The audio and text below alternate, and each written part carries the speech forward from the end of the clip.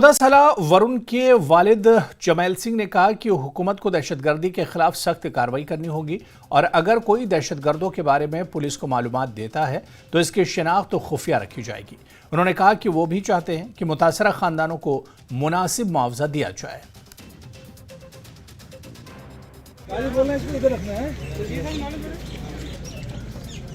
आपका बेटा जो 14 साल का मासूम बच्चा है, उसकी जान चलेगी।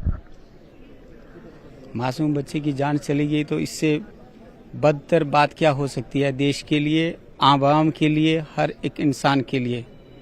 अगर कोई बेटा अपने बाप की अर्थी को कंधा देता है तो बाप उसका एक गुड महसूस करता हुआ आई थिंक चला जाता है इस दुनिया से कि बेटे ने मेरे को अर्थी को कंधा दिया। लेकिन जब कोई बाप अपने बेटे की अर्थी को कंधा देता है तो आप महसूस कर सकते हैं। देश के हजारों लोगों ने, लाखों लोगों ने इसको महसूस किया है। आज मैं भी महसूस कर रहा हूं। ऐसा ना महसूस करें आने वाली जनरेशन या बाकी लोग।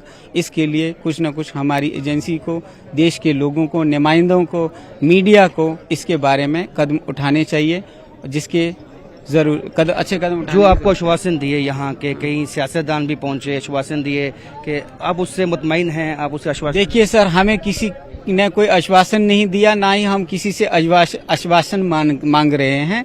हमारा सिंपल इतना है कि जो बच्चे नहीं रहे इस दुनिया में, जो बच्चे मर गए, उनमें से एक बंदा है जिसकी 4 बेटियों की शादी करने को अभी तय है साल 6 महीने के बाद में।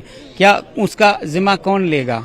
ठीक है, उसकी बीवी अनपढ़ है, उसके घर के रहन सहन का खर्चा का कौन देखेगा? एक लड़के की 10-11 महीने पहले शादी हुई है, उसकी बीवी जस्ट बच्चा है, उसकी जिंदगी का हालात कौन देखेगा? एक बेटा है जो फ्यूचर में इंडियन आर्मी ज्वाइन करने का सपना देख रहा है, उसको मिलिटेंट्स ने मार दिया, तो उसके बारे में कौन सोचेगा? ठीक है, इन सब लोगों को एक शहीद का दर्जा मिलना चाहिए मेरे मुताबिक, और ये मेरी गुजारिश है। इसके बाद मेरी कोई डिमांड नहीं है कि भाई मैं कोई हेलीपैड मांग रहा हूँ। यहाँ पे एक कॉमन सी सिंपल सी डिमांड है।